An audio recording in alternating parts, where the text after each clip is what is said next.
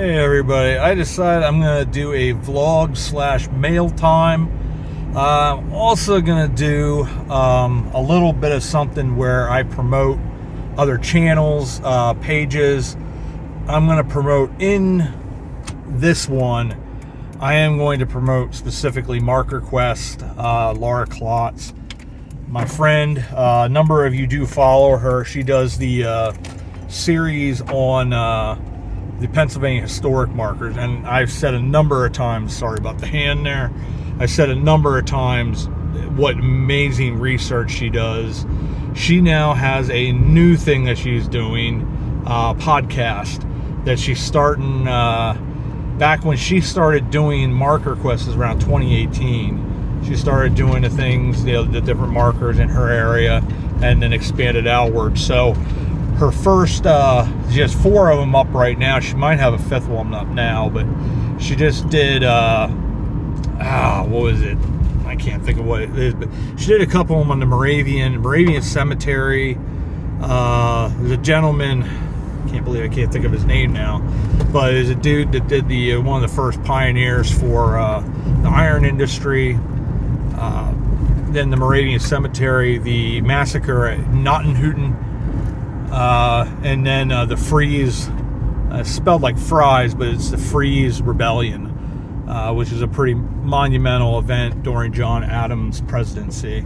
Had to do with sort of the conflict that we were having with the French and how they started basically grabbing our ships, and then to pay for the war, it's like, let's tax the normal people, and the normal people weren't happy about that. So a bunch of Nottenhooten Hattony went on, and people weren't happy. But anyways, so I am going to put up not only the web page to MarkerQuest, because she also sends out, which you guys should sign up for, she sends out these cool newsletters as well. She's constantly doing new signs and doing more on her blog, the MarkerQuest. It's a great site to go to. She does have a Facebook page as well, so I will be putting that up as well as the actual blog site of MarkerQuest. And I will be putting up, I've been listening to her on Spotify. And Laura, you do a fantastic job. Like I've said this a number of times, the research and everything that you do, I'm going to be stealing some of your stuff. I will give you credit for Charming Forge. And you also just did one on Bird Patterson. I actually was looking it up because that was one on last weekend. I went up through Burnville, then up to Pottsville, through Strausstown, Cressona, some of these neat little towns. And unfortunately, Pottsville was having their St. Patty's Day parade, so I had to go the back way through Mahantongo Street, I believe is how it's pronounced.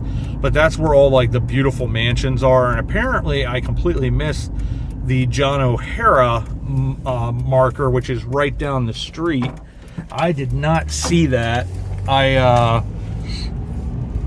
just happened to get the Bird Patterson one at the mansion there because I saw it right down the street. And then I took some pictures of St. John the Baptist Catholic Church, I believe, there right on that street. A couple of other really neat mansions. It was really, really neat. And it had one of the old fire call boxes, so I took a picture of that as well. I just thought it was one of those unique features. But anywho, once again, Laura Klotz, MarkerQuest, she does now have a podcast.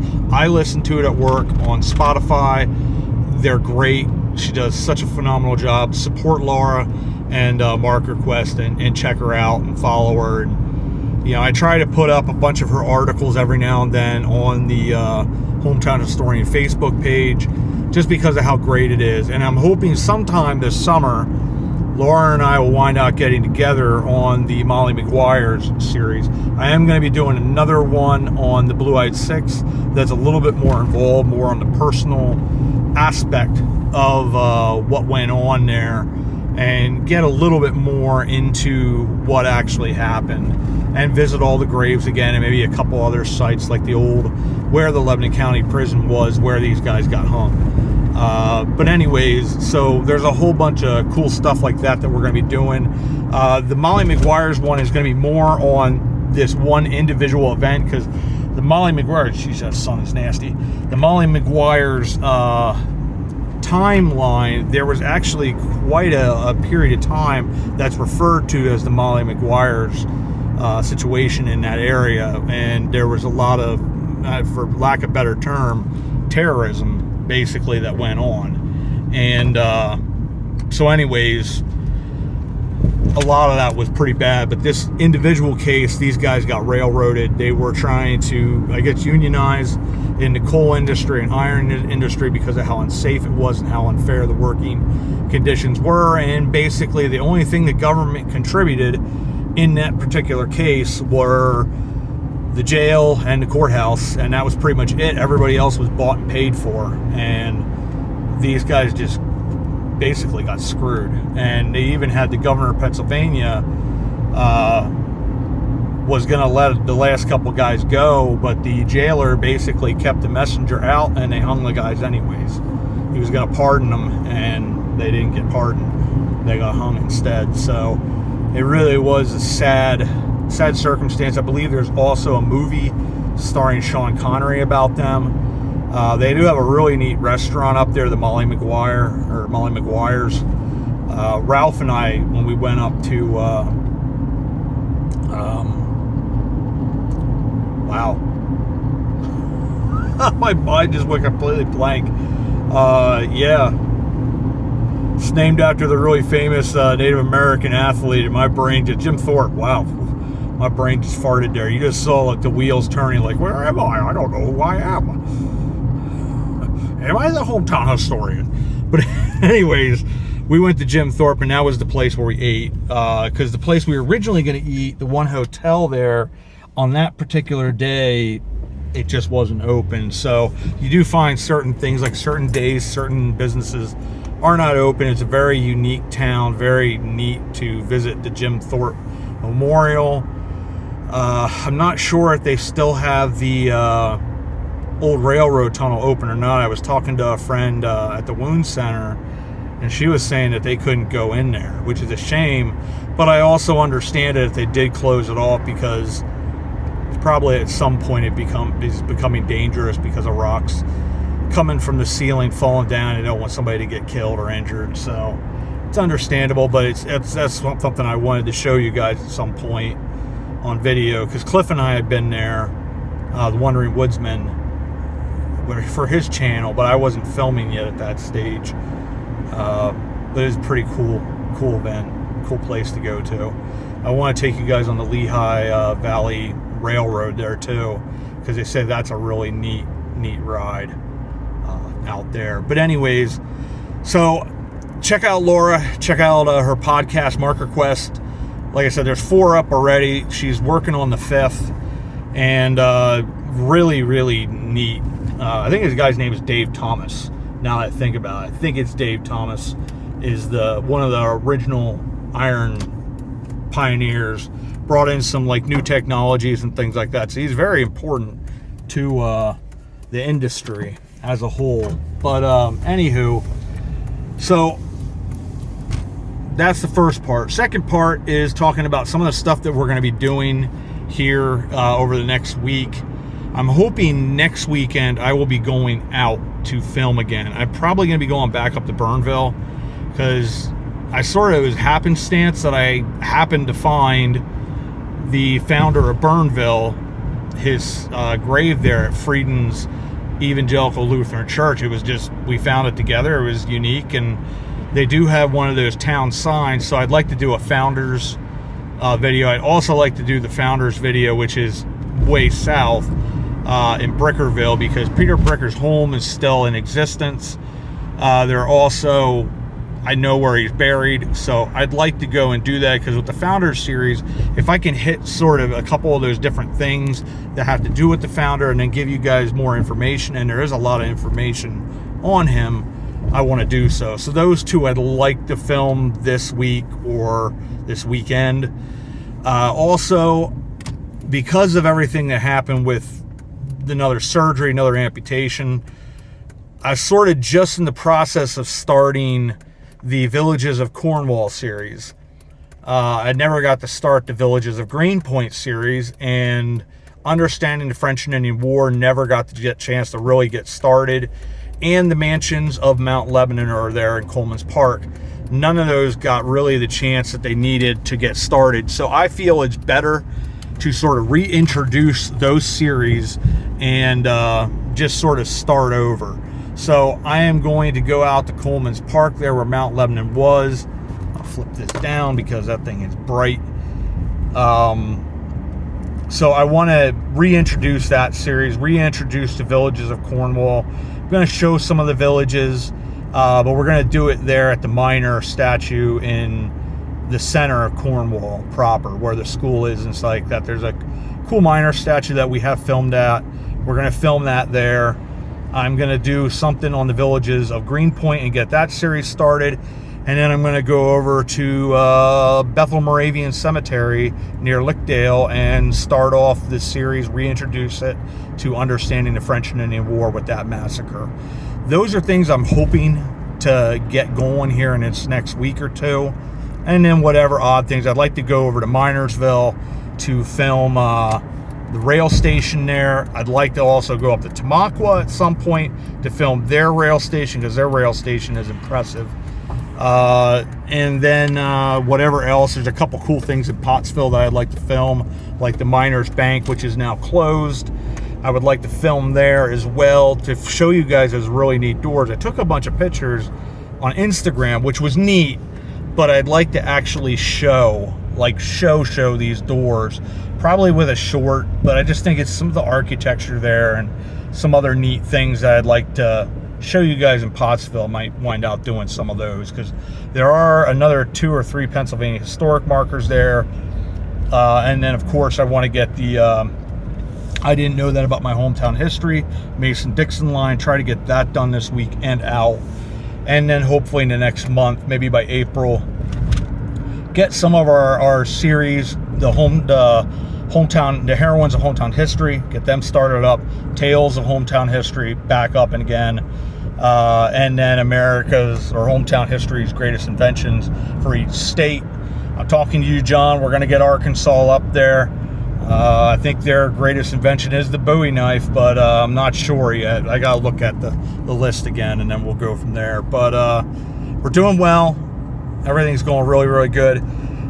Also, the one thing which I will mention this in the mansions of Mount Lebanon is actually the name's going to be changed to the Colemans and their mansions of Mount Lebanon, because we're actually going to hit all the mansions.